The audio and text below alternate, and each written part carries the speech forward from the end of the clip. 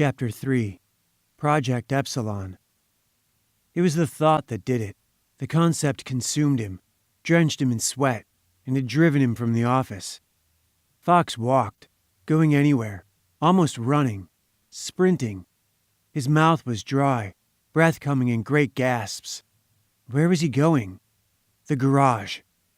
Fox climbed into the transport, panicked. His head pounded, each heartbeat shooting pain into his skull. He strapped himself in as the cruiser lifted off from the rooftop of the massive research facility. Fox felt constrained, strapped into the chair, but if he unbuckled the belt during liftoff, the alarms would be too much to handle. He focused on relaxing his breathing. His heart rate decreased. He relaxed the muscles of his face, neck, shoulders, and hands. Fox swallowed.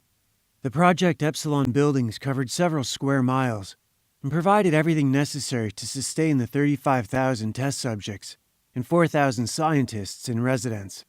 Anchored low, they hovered only a dozen feet over the surface of Saline Valley, between the Inyo Mountains in the west and another range called the Grandstand to the east. The valley was actually a flat, featureless expanse of sand, a huge, dry lake bed, which also happened to be part of a federal wilderness preserve. No 20th century roads had ever been built here. The area was pristine. Fox had worked in the Western Mojave for most of his professional career. With the advent of anti-gravity technology, the Naval Weapons Station at China Lake had become Fox's home away from home. This latest project was tucked away in a highly restricted no-fly zone, 160 miles from his family, in Angel City. Fox watched the facility shrinking in the distance behind him. The vehicle displayed real-time updates regarding their flight into Angel City, compensating for fluctuations where the magnetic current of the high desert pushed up against the mountains. The gravity drive hurled the armored luxury cruiser through the low clouds. Unless Fox interrupted it, the Daemon would keep them on course and on schedule. Dr. Fox settled back into the co-pilot's seat. He seldom took the pilot's chair unless he intended to fly the ship himself. Usually he couldn't resist the competitive traffic conditions closer to the city, but out here, drifting along the wide lip of the desert, he was happy to enjoy the scenery and relax.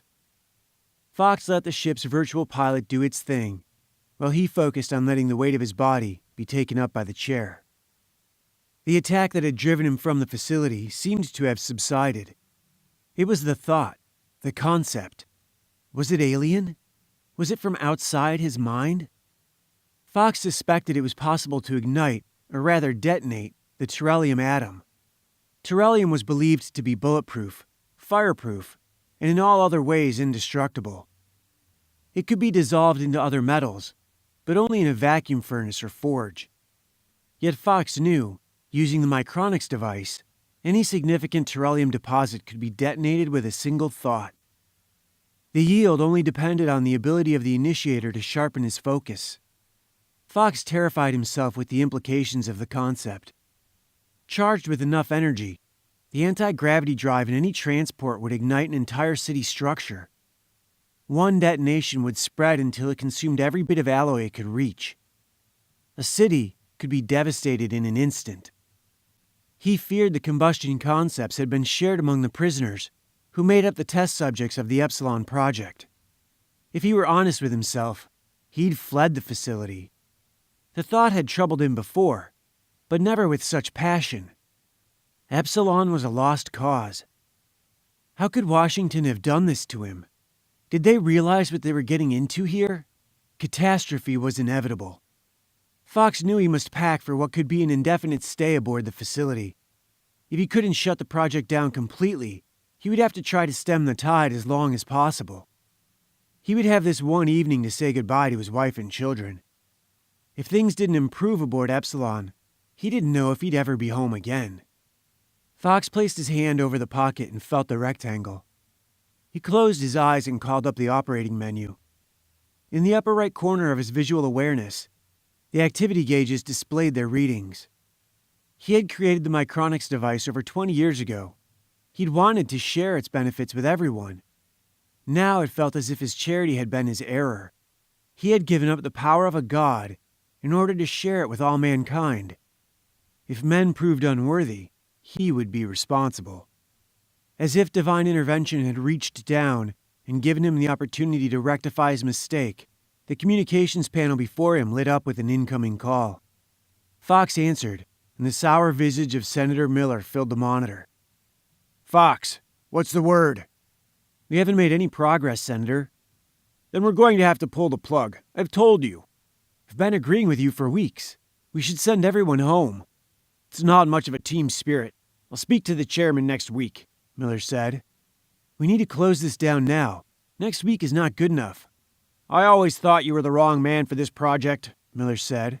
"I created this project." "My point exactly. Damn, I've got an incoming. I have to take this. Good evening, Doctor." Miller disconnected the call. Fox glared at the blank screen. Anxious, but having nothing significant worth doing, Fox called Mr. Reed to check on the children. Confirming that they were fine, he leaned back in the chair and contemplated his situation. Fox remembered the upload equations he'd discovered so many years ago. Despite his repetitive attempts to delete the equations, the Micronics had remembered them. No matter what he did to try and segregate the device, it never gave up its transmission abilities. This had been the first and only proof that the device could think for itself. The device had never improved upon the equations. Fox hoped it might someday exhibit some level of awareness, but it never had. Since its creation, the secret of the Micronics had been his alone. But the Epsilon project had changed all that. Now there were 40,000 minds in one facility, all connected, forging a network in their heads. While they couldn't read each other's thoughts, there was proof that they shared each other's knowledge and abilities. There was one other person he could explain this to. Fox reached into his pocket, an involuntary action at this point.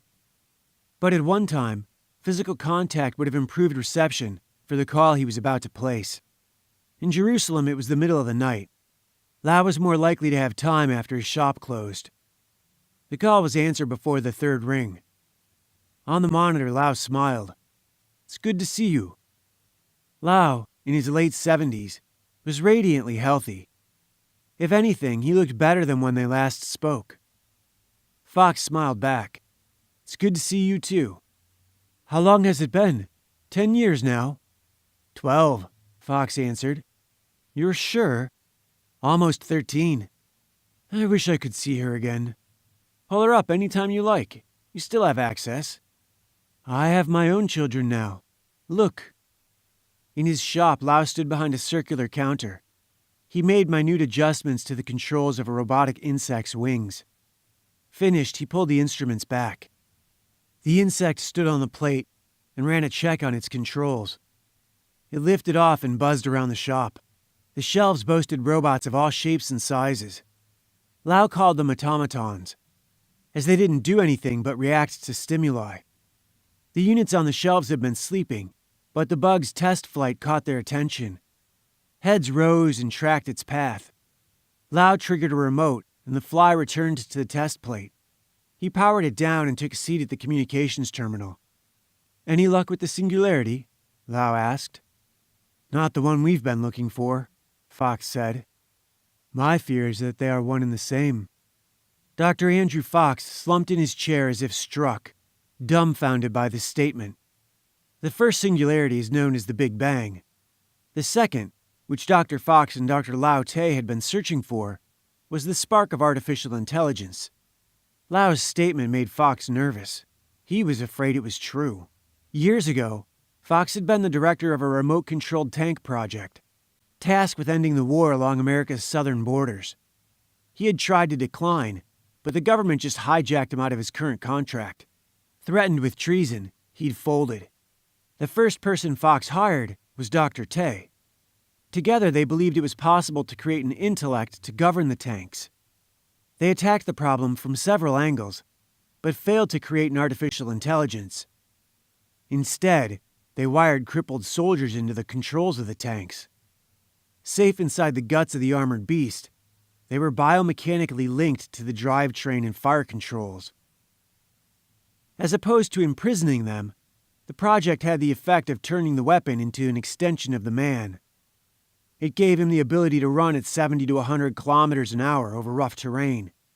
Enhanced vision to locate and identify the enemy across 23 light, heat, and audible frequencies.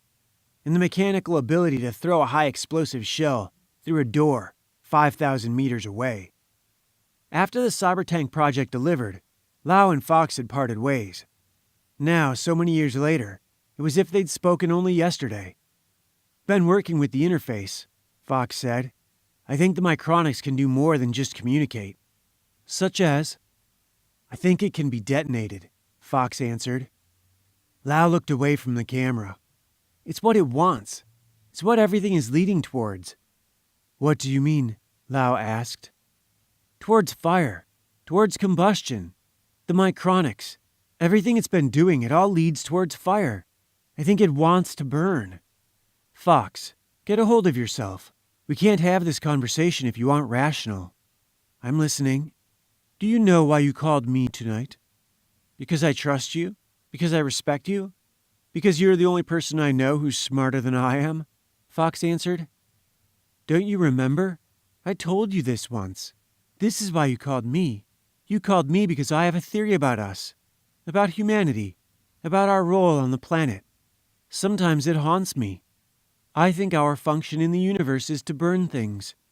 We were created to help push the universe over the edge, so that burnt light outweighs visible light. I believe that when we reach the pinnacle of expansion, the dark matter of the universe will begin to fall back upon itself, resulting in another Big Bang, creating everything all over again. When I hear things like what you just said, I'm reminded that our purpose here may be to consume matter until it's all gone." "Dr. Tay, sir, this is why I called you. I didn't remember, but this is a problem. Terrellium can be detonated. If you ignite enough, it would consume everything around it. Enough, and you'd get the sun. But it's impossible. Despite my theory, terrellium has no burning point. It won't melt. It won't burn. It cannot be detonated. We've been all over this, Fox. All of mankind has tried to do this. Been trying longer than you or I have been alive. You know the chemistry. It has to be bonded with nickel in a vacuum. I know the equations. We charge it. It packs on the electrons and repels gravity. The denser it gets, the stronger the charge. For computing, we use a lot less of it, but it's pure. And since we're just storing data, we don't care how dense it gets. We're dealing with pure terrellium here. The denser it gets, the heavier it gets. We just feed it some juice, get it charged up enough to repel gravity, enough so we can carry it around, and we continue. But we never know how heavy or how dense it is. Do you see what I'm saying? Do you see the implications?" Fox asked. "No, I don't, and I don't think I want to," Tay said. "What we have to do is make it process faster. Processing data condenses the element. That's what makes it heavier." "Okay, so what?" "So, feed the beast. Feed it an exponential equation, something that pulls the electrons together, fast, a self-multiplying fractal, a tight mustard seed." "Could you control it? Or is the first time the last time?" Tay asked. "It's got variables, an entire probability matrix." "You're telling me that an equation can be used to detonate what? That little chunk of metal you carry around? Or a gravity disk?" "Dr. Tay, I think this equation could detonate any sort of deposit you feed it to. A vehicle, a building, or an entire district. It could burn the stagnant terrellium in the air around us," Fox said. "Even a rumor of this would cause a panic. Sounds as if you have a new secret, my friend." "This wasn't my idea," Fox said. "What do you mean?" Dr. Tay asked. "We're doing trials on it. On the micronics. You're saying you're connected? How many people, Fox?" "A lot, sir. 40,000. "You're saying you're all connected over that damn thing, and this wasn't even your idea? Someone put this idea in your head? Is that what you're saying?" Tay asked. Fox looked back in the direction of the facility, then at the black rectangle in his palm. "You make it sound so simple," he replied. "Things never get more simplified. Why not just keep the secret? How long was the bomb a secret? They set out to make the bomb. You set out to cure stupidity. We've had some issues with the raw materials, Fox said. You have to end it, Andrew. You're right, I know. It's good to talk to you again, Lau said. You too. Fox disconnected the call. Feeling better but still anxious, Fox leaned back. A profound sense of peace came over him. He drifted off to sleep, not stirring until the ship chimed that they had reached the city limits.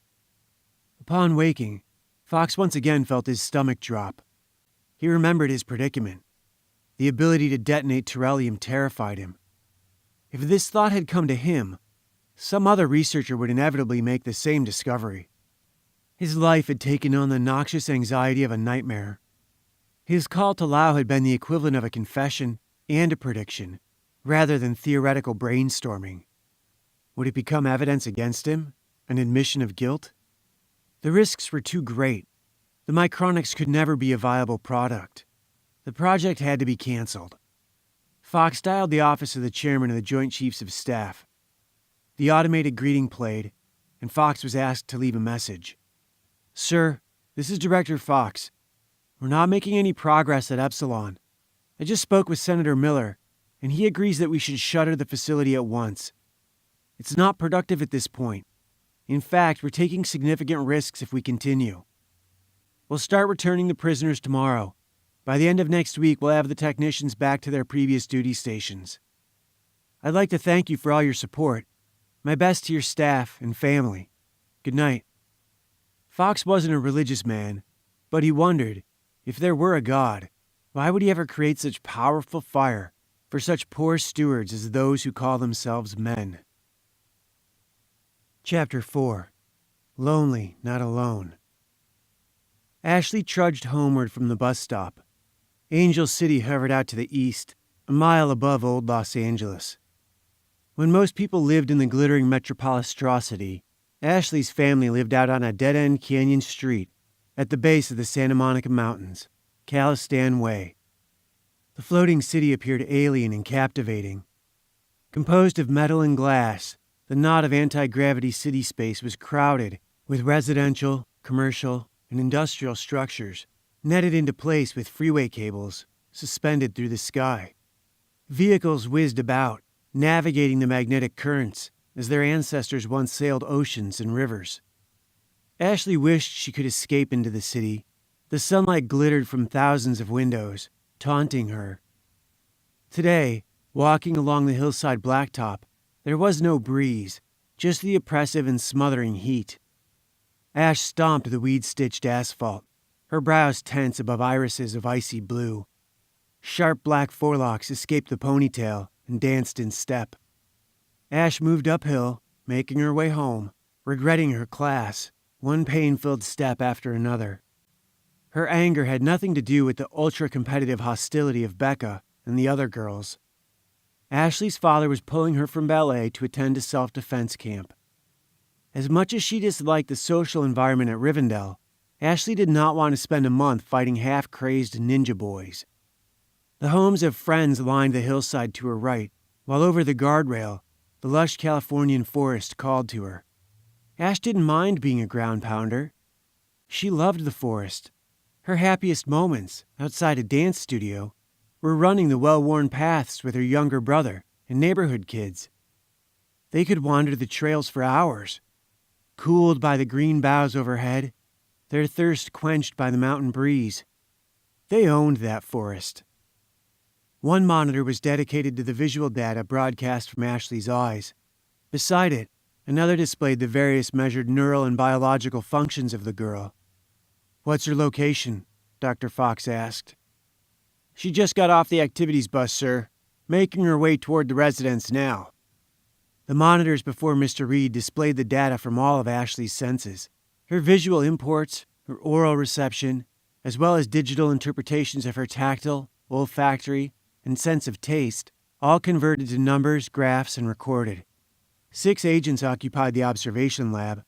Reed and his personal supervisor were assigned to Ashley. The other 2 teams included an operator and supervisor for Jeffrey, and the same for the children's mother, Mrs. Anastasia Fox. The agents didn't talk much. They simply monitored the children and remained prepared to take action, should any unforeseen circumstance occur. "Everything level?" Dr. Fox asked. "Yes, sir. Heart rate, blood pressure, and focal index, all within nominal ranges. Feeds are all in sync with minimal interference and zero delays. Neurokinetics all top shelf. Her electrolytes are low. She's tired from her class." Reed's fingers danced across the keyboard, retrieving details for his eyes. His eyes never left the monitors during his shift. Reed's ability to stay focused was legendary. "Nothing to report?" Fox asked. "She did get into a confrontation this morning, sir." "A confrontation? You don't say," Fox smiled. "Sending the stream now. One of Jeff's friends was being hassled and she stepped in." "Violently?" "Yes, but she wasn't obvious about it. No arguing or anything. Made a broken nose look like an accident.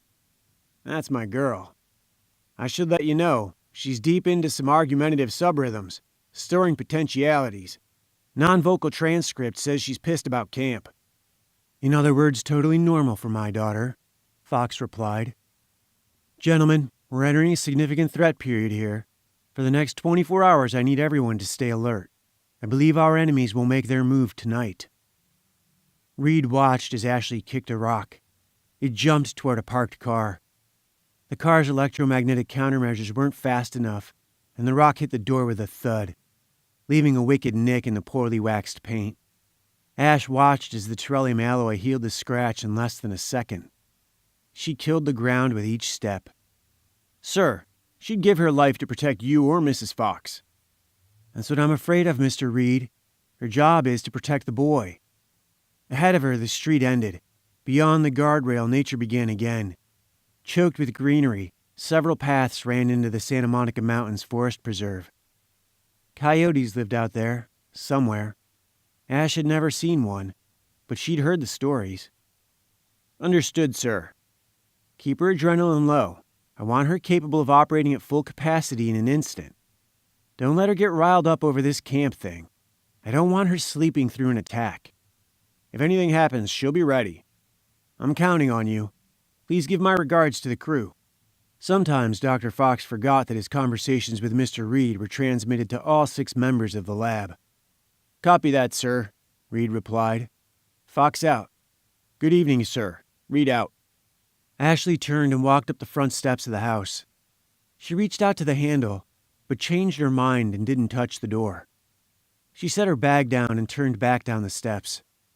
Ash walked beneath the hanging limbs of the forest giants. The mountain breeze helped her relax. Her breath came deeper and slower. Her heartbeat and blood pressure became calm, even and steady. Throughout the surrounding forest, Ashley heard other kids playing, yelling, and chasing one another down the paths. She had little trouble avoiding them, slipping behind one of the giant monarchs of the forest, staying out of sight as runners and hoverboarders zipped by. She leaned against the trunk of an ancient eucalyptus tree. The scent was like a tonic, opening her nose, throat, and lungs. Far in the distance, Ash heard a dog barking. It sounded like her dog, Jack. For such a small dog, the young beagle was loud. Between his barks, she heard her brother Jeff's voice. He sounded upset. She heard other kids laughing. Ash took a moment to pinpoint the location and set out at lightning speed. Despite her weariness from ballet practice, Ashley was flying, even if it was at a slight downhill angle. In under a minute, she reached the clearing and saw a crowd of boys around her brother Jeff and their dog. Ashley pushed her way into the crowd. She heard Jeff say something. Some boys laughed, and she arrived at the circle just in time to see Bobby Dunkirk push Jeff to the ground. Bobby was 10 compared to Jeff's 8. Bobby was not just bigger and older, but meaner. Jeff saw Ashley step into the circle. Bobby noticed her too. Almost 13, Ash stood 2 heads taller than most of the assembled boys, granting her instant authority. Bobby scowled at Jeff, preparing a nasty remark in his head. Most likely something to do with Jeff's needing to have his big sister defend him. Before the words left Bobby's mouth, Jeff punched him in the stomach. Jeff seemed to be holding his own, and would be embarrassed if Ashley stepped in. She gestured for Jack, the beagle, to come to her. Jack trotted over, but periodically glanced over his shoulder at Bobby and Jeff, ready to attack again at the least provocation. Ashley rubbed his head, calming him down, but he could only be distracted for a few moments at a time. Mostly he stared at Bobby. Bobby caught his breath, straightened up, and took a menacing step toward Jeff. "You deserved it," Jeff said, standing his ground. Jeff wasn't crying or emotionally distraught. He stared Bobby in the eye. Bobby didn't back down either. "You started it." "I did not," Jeff replied. "You were chasing my dog. I wasn't hurting him. I didn't hurt you until you pushed me down." As the dispute had devolved to petty bickering, Ashley stepped in and held up her hands. "Stop," she said softly. They did. "Now shake hands like gentlemen," she ordered, smiling just a little. Bobby had always liked Ashley. All the boys in their neighborhood knew and liked her. She was one of the few girls that came down to the canyon and happily joined in their adventures. Ballet pulled her away a bit more often of late, but Ash and Bobby and Jeff, and most of the boys present, had known each other most of their lives. Ashley was also beautiful, and as she grew older, her beauty seemed only to become magnified. Bobby folded. He smiled at Jeff and they shook hands. Bobby laughed and, based on his smirk, was preparing a sarcastic remark. "Hold on," Ashley said, raising a hand. "What?" Bobby asked, the grin fading from his face. Ash knelt next to the puppy. She scratched his ear, but Jack never took his eyes off Bobby. "His name is Jack. You need to apologize to him, too." "Ha!" Bobby laughed.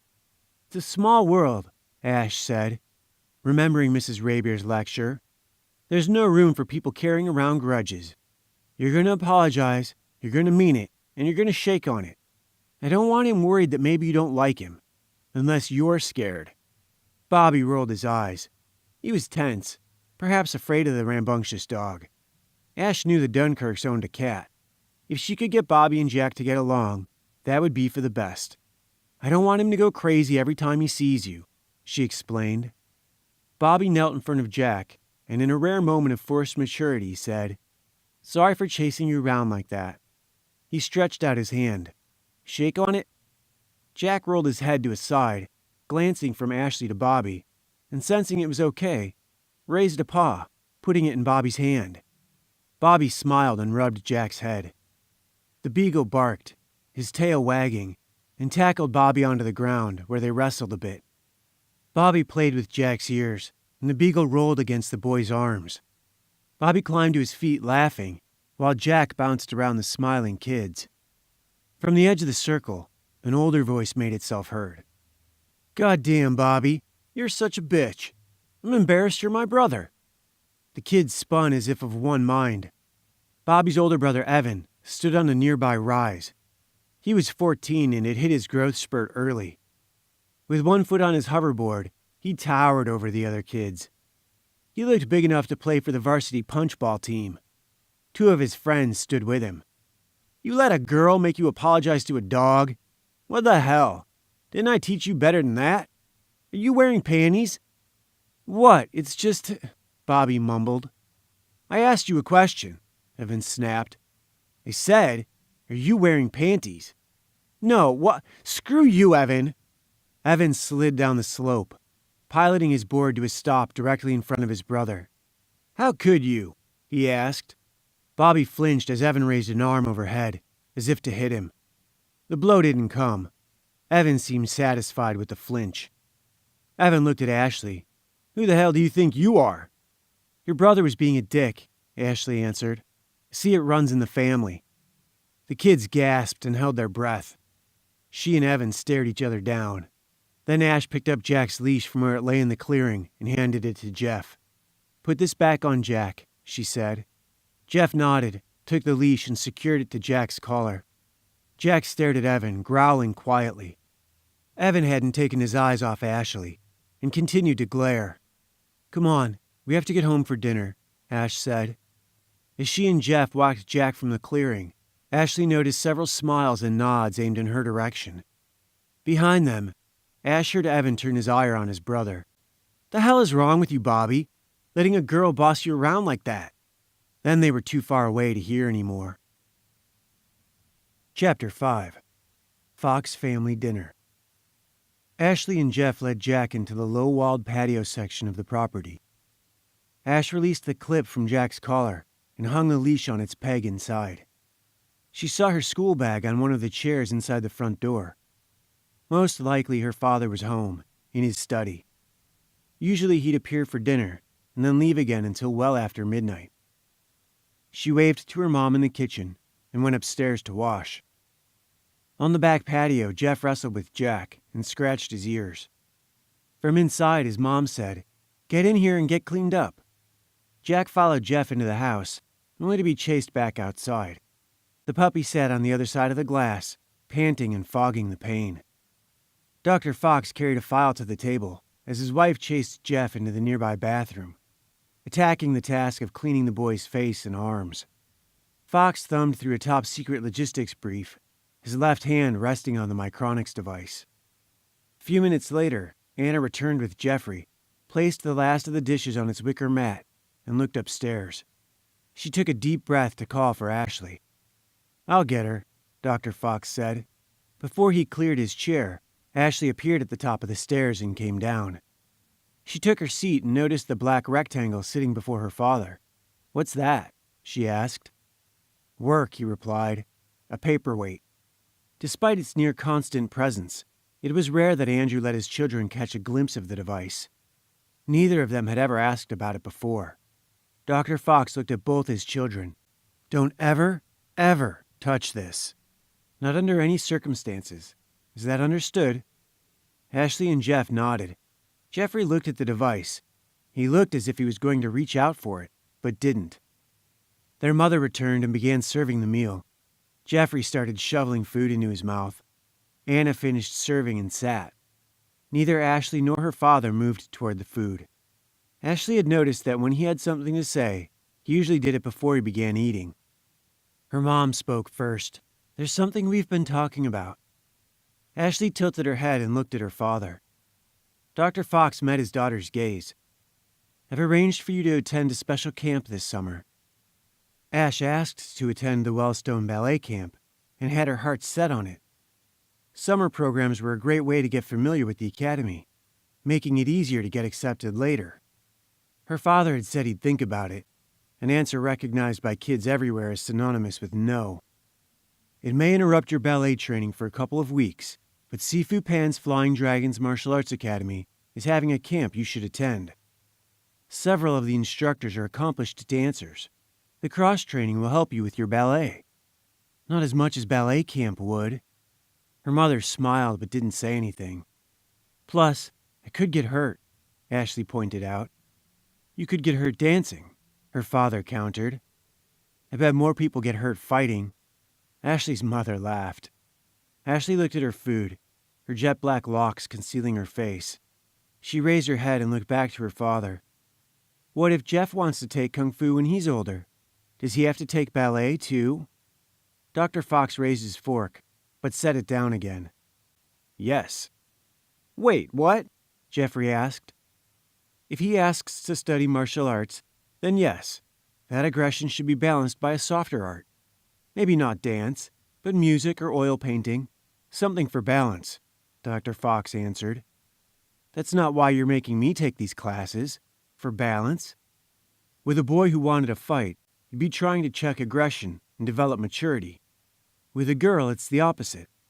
You want to build physical self-esteem and intuition. But that's not why you have to do it. You have to do it because I said so. Is that clear?" In her father's study, the phone began to ring. He ignored it. It continued to ring as Dr. Fox held his daughter's stare. The ringing became incessant.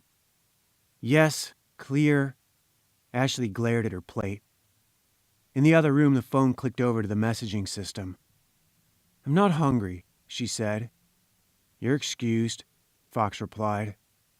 Ashley stood and left the table. The phone began to ring again. Dr. Fox nodded to his wife and rose from the table, crossing to his study to answer. "What kind of problem?" he asked. Chapter 6. Gravity Knots. A few minutes earlier. Far out in the middle of the barren desert, the massive Project Epsilon research facility hung in the evening sky.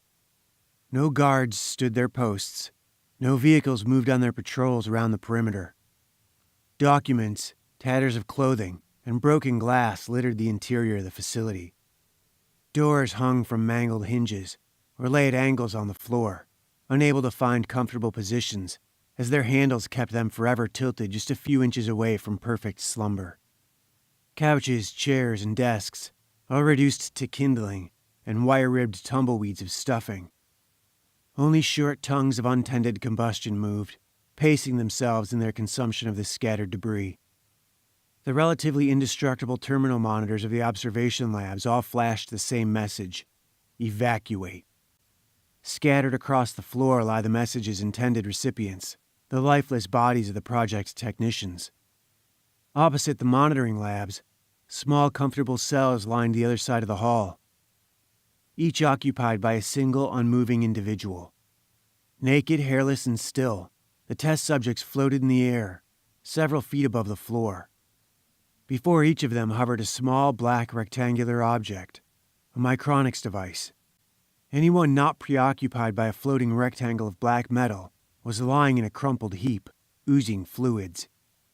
In the very center of the facility, loose items had begun to gather. Bits of paper, glass, and chunks of office furniture began to slip and slide along the floors, becoming trapped against other objects, walls, or ceilings. The center of the facility began to churn with the debris. Human bodies, office appliances, and furniture all flowed forward to become a formless, boiling mass. The center grew tight, then burst into flame as white-hot fusion consumed the physical elements. With a second pop, the burning knot at the center went dark, expanding exponentially, inhaling, igniting, and consuming furniture, walls, and floors as an ocean drinks from rivers. In a fraction of a second, the implosion consumed the entire facility, leaving a massive crater in the empty desert where Project Epsilon had once stood. At the center of the devastation, one item survived. A rectangular chunk of black metal, a single prototype, lay in the dust. In a separate, much smaller facility, hanging in orbit far above the desert site, 3 agents monitored the Earth. They sat with their backs to one another in a triangular formation, each occupied with their own bank of monitors and control panels. They sported beards and crazy long hair, as they were in orbit and had lost the desire to shave and get regular haircuts.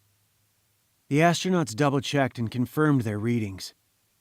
"We'd better call Dr. Fox," Carlson said.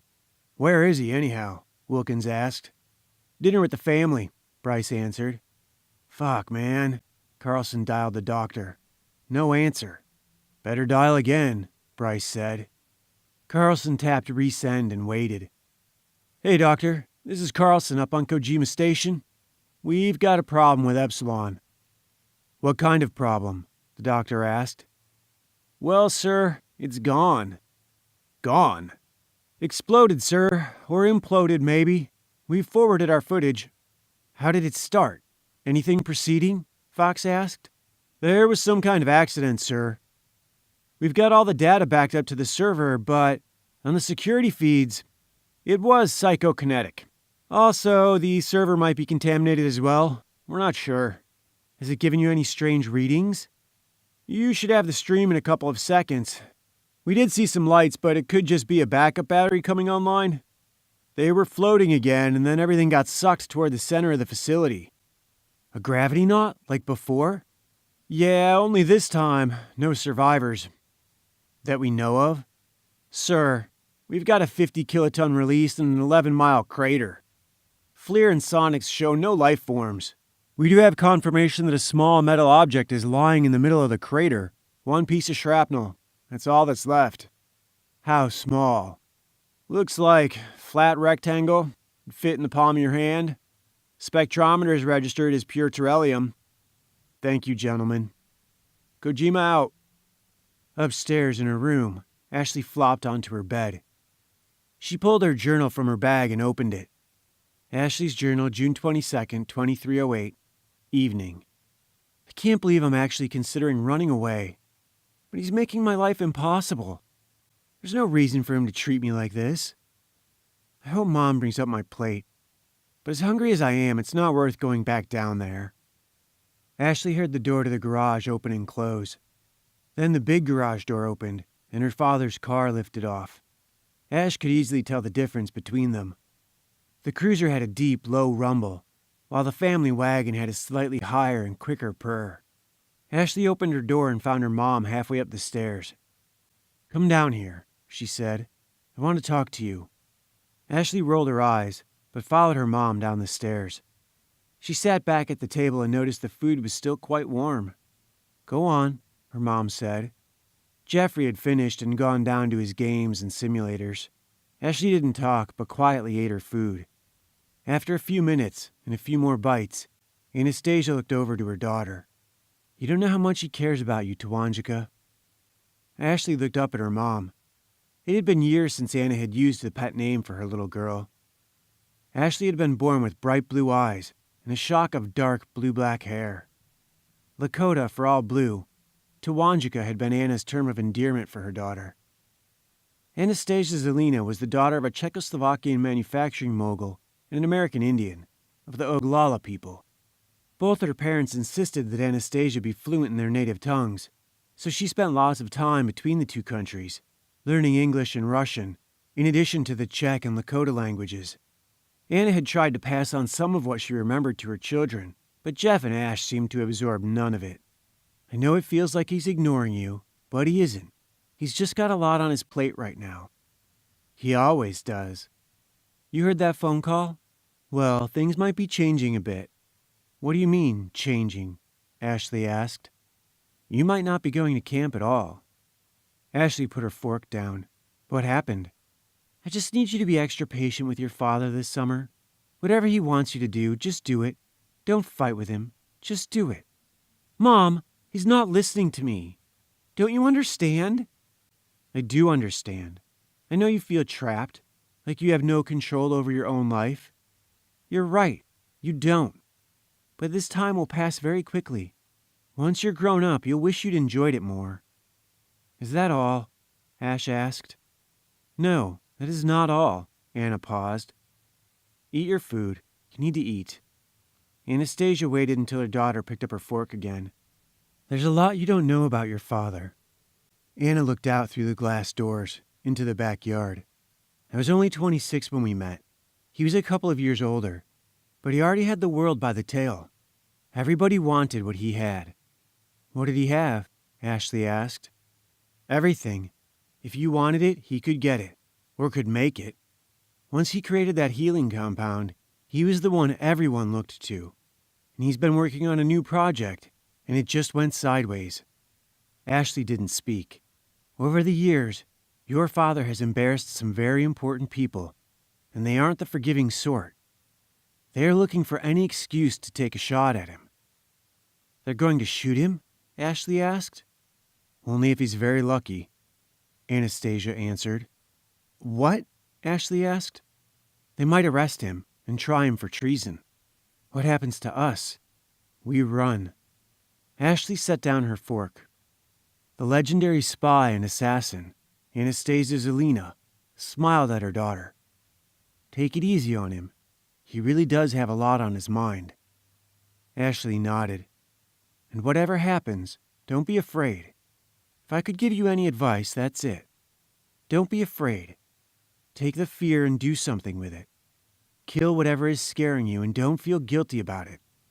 Whether it's a spider, a snake, or a man, kill it and kill it again until you aren't afraid of it anymore. But then you have to clean up the mess." Ashley smiled. "Oh, and give his little camp a shot. It won't be so bad. You might actually be good at it." "Ugh," Ashley replied. Anastasia laughed and cleared the empty dishes. Chapter 7. Noodles. Monday, June 22nd, 2308, 7:31 p.m. Major Ross, Chief Warrant Officer Reed, and the rest of the crew were stunned, watching the real-time feed being streamed from Kojima Station. "What the hell?" Ross asked no one in particular. "Holy shit," Reed echoed. On the monitors, the Fox family was seated at the dining room table, having dinner. Ashley was engaged in her camp point counterpoint, A phone rang in the background. Ross pulled up the network transcript. It's Carlson, up on Kojima, dialing the doc's home line. Ross picked up an amplifier and projected Dr. Fox's feed onto one of the inactive monitors. Ross and the lab crew watched as Fox answered the phone and listened as Carlson informed him of Epsilon's destruction. They watched his vitals remain calm and cool. Of course, how could he be surprised by something he must have already been aware of? Sir, Reed drew Major Ross's attention from Fox's charts. We've got server crashes at farms 2, 3, 5, 7, 11, 13. It's prime numbers all down the row. The mirrors? Ross asked. Looks like one for every 3 of the lost originals. Take us completely offline and build a new grid from scratch. Partition a disk image and initialize all the other drives. Archive half the unaffected stock and hard start replacement procedures. Vault all unaffected mirrors and replace them. Storage facilities? Sync the vaults and split the archives into 13 partitions. Spread them through the belt. I want 2 additional black boxes on the poles of Ceres, Vesta, Pallas, and Hygeia. Copy that. Syncing vaults in the Atlantic and the Pacific. Mirrors in the 12 houses plus 1 in Ophiuchus. Dropping cubes on Charlie, Victor, Papa, and Hotel. We are 180 days on the vaults, with 72 hours on the mirrors and an additional 12 on the cubes. I want the vaults underwater in 90 minutes. Reed punched in the calculations. That will add an additional 5 hours travel time. I don't care if it adds 5 weeks. Get them out of the atmosphere. Yes, sir. Reed ran a couple more options. And get them wet in 20, if you like. But that is a 2-week cruise. Better still. Copy that. Reed went to work. Ross pulled up Fox's conversation with Dr. Tay. Been working on the interface, Fox said. I think the micronics can do more than just communicate. Such as? Dr. Tay asked. I think it can be detonated, Fox answered. This is going to be a serious problem, Ross said. The analog phone in the lab began to ring. Ross lowered the master volume and answered it. What's the word?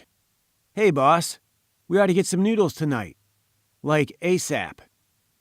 Ross recognized his old friend's voice. First Sergeant King. I have something you have just got to see to believe.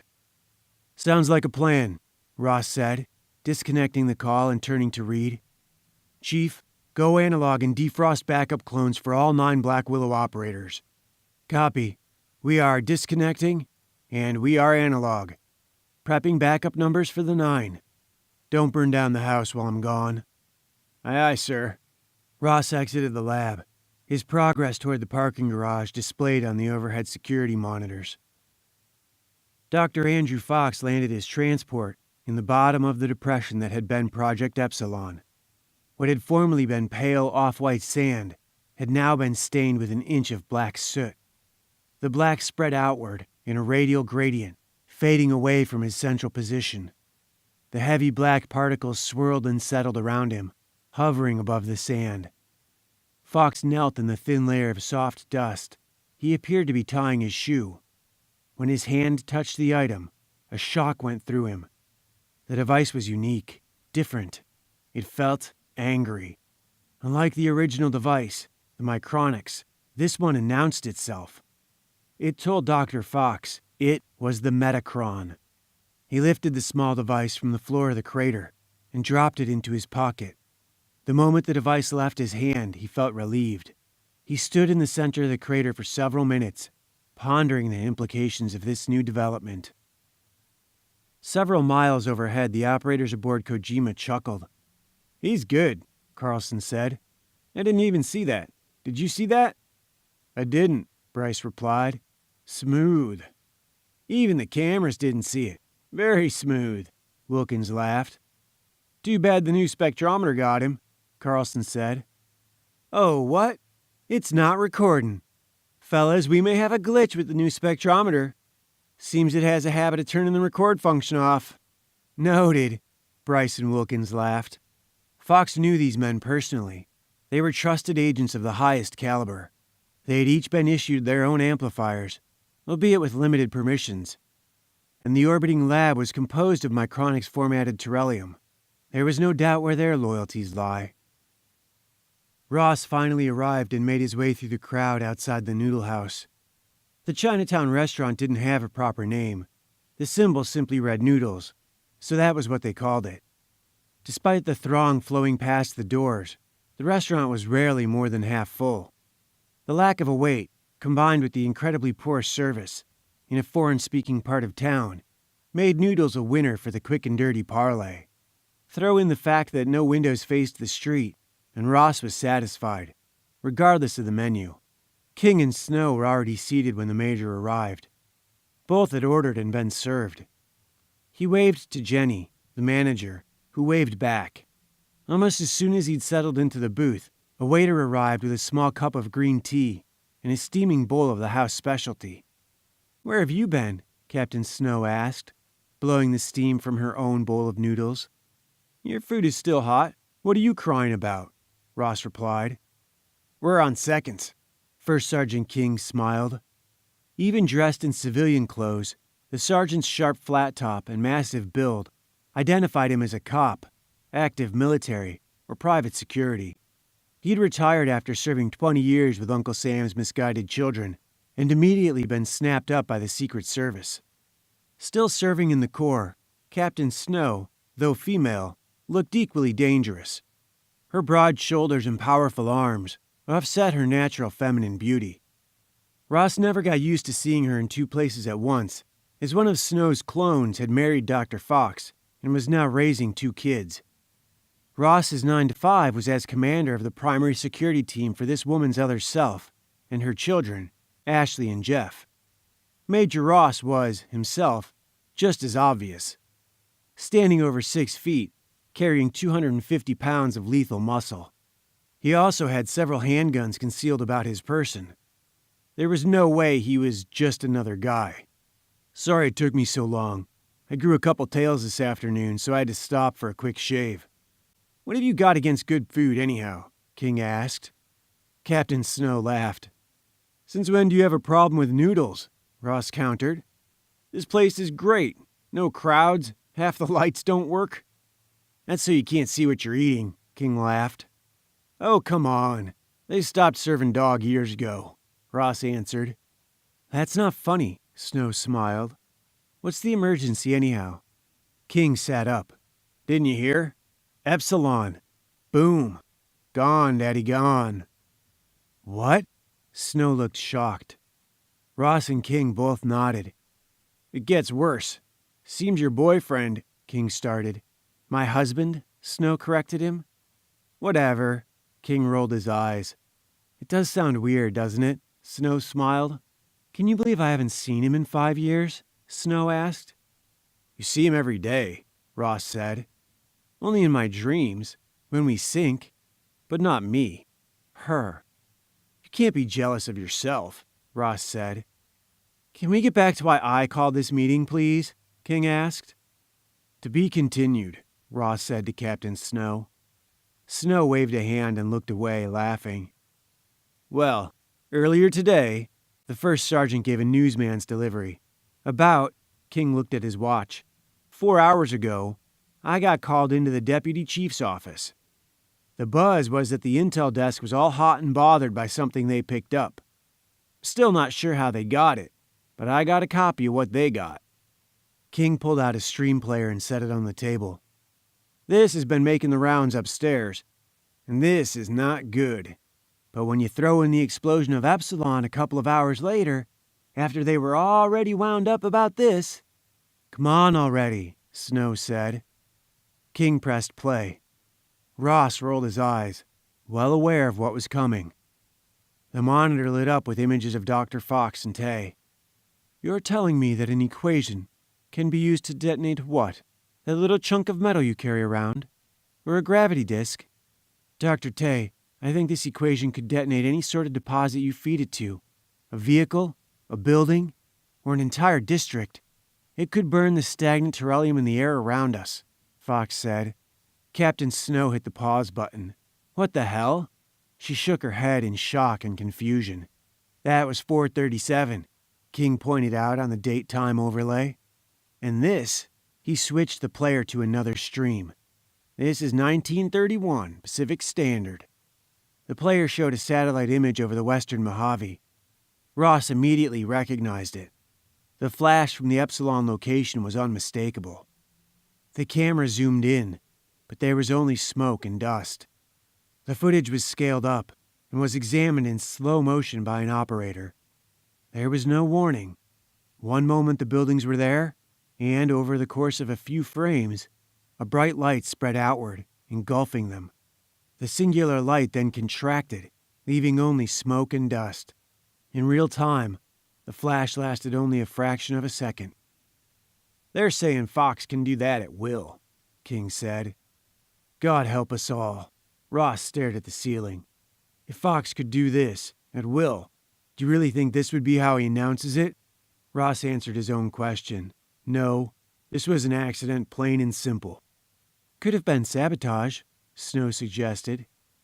"That's exactly what they're saying downtown," King said. "It's not sabotage." Ross shook his head. "It's project failure. You don't have to read anything into it. Stanwood is saying it was deliberate. He's saying this is Fox putting the Fed on notice. This is his shot across the bow, as it were. And he's got a lot of people on board already. Half the cabinet is buying into it." "What's Croswell doing?" Ross asked. "I didn't talk to him, but I'm pretty sure he's aware of it. From what I hear, Stanwood has the Chief of Staff, the Attorney General, DOJ, and Homeland in his pocket. Secretary Croswell holds the Joint Chiefs, the DOD, and the agency.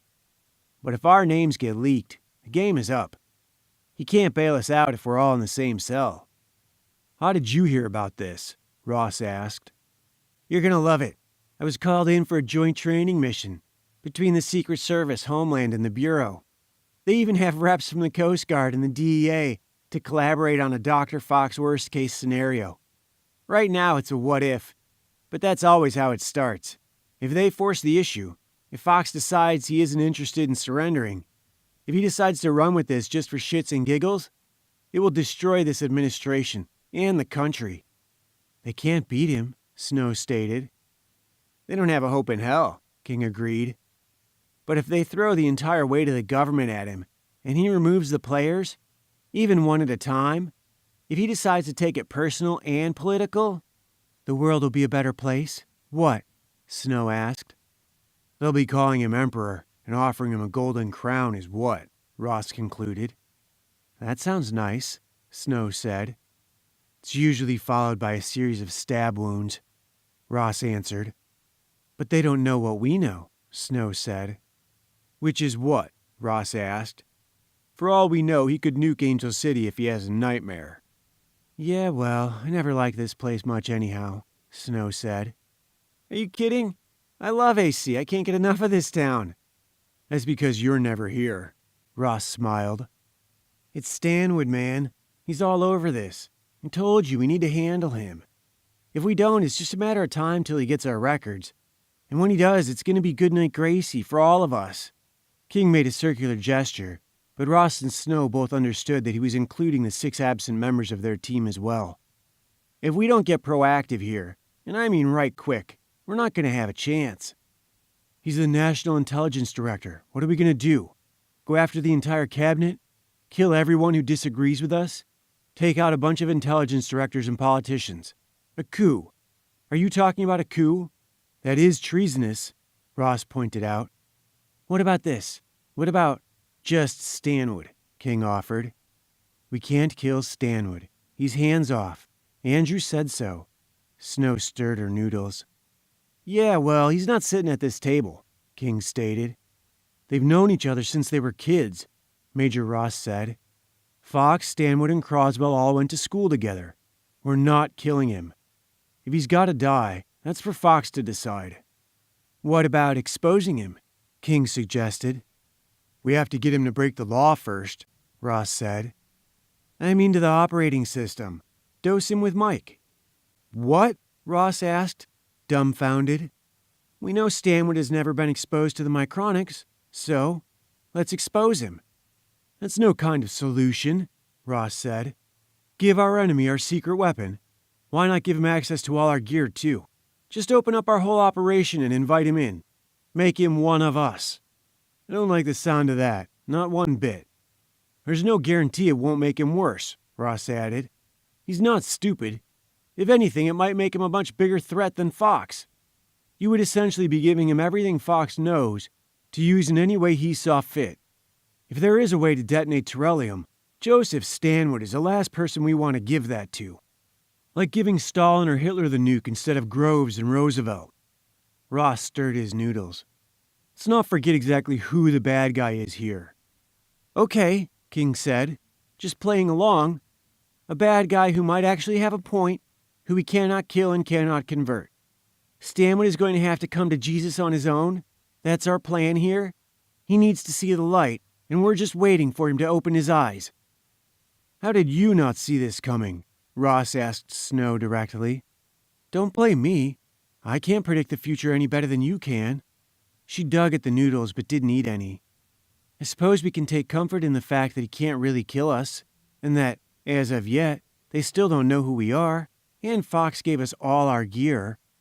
Yeah, but aside from the blue goo, the phase cam, and the gravity harness, and the 6-month speed bump to print new clones, sure, King said, but the idea of being hunted forever, or imprisoned, isn't very appealing either. We're not immortal. We might be backed up, but this could all come crashing down. Mr. Optimism over here, Ross said. Do you have any ideas, sir? King asked. Major Ross shook his head. Give me a couple minutes. Why would he call Dr. Tay and tell him that? King asked. Maybe he can't guess the future any better than any of us, Ross suggested, nodding to Snow with his eyes. Regardless, he's really in their crosshairs this time. They're not going to let this go. I had to shake 2 guys to get here. Snow sighed and pushed her noodle bowl away. Ross leaned forward. And as you so elegantly put it, we are in the wind. Per protocol, run backups every 12 hours. Full satellite transmission. Snow and King groaned in annoyance but nodded. It's just a few days, Ross said. What are you going to do with Reed in the lab? King asked. We're going to double them. We'll put one in the stratosphere and drop a mirror to Davy Jones. Can never be too redundant, huh? Snow asked. It's served us so far, Ross said. Reed is getting the local decanters loaded and prepped. We'll be 7 clones deep each. But those still need 6 months to cook? King asked.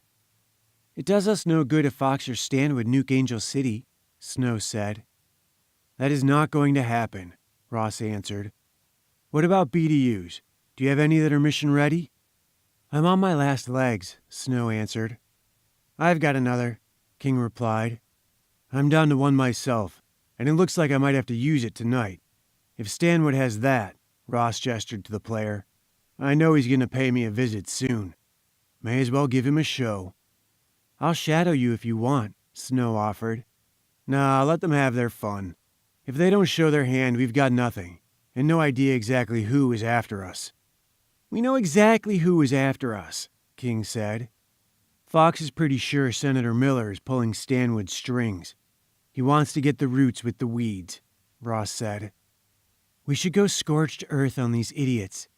Epsilon is completely their fault in the first place, Snow said. They never should have been testing it on prisoners. They're lucky a big crater was all they got. Could have been a lot worse. If he didn't make a point of sticking it in their faces every chance he got, we wouldn't be in this mess, King said. Yeah, well, we wouldn't be backed up on interstellar satellites, and you wouldn't have a clone on ice either, Ross pointed out. Tomato, tomato, King replied.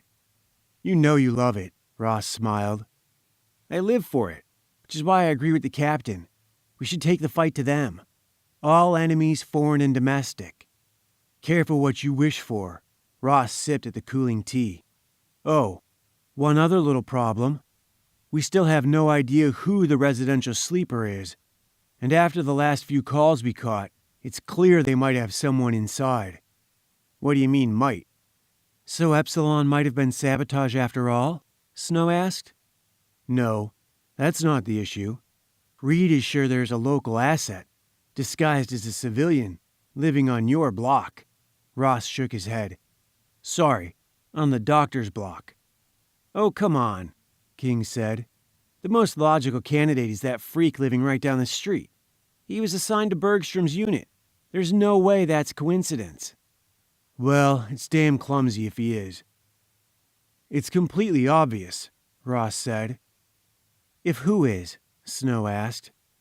Martin Dunkirk, King answered. He's a nightshade. As in a lethal plant? But he has 3 kids, Snow said.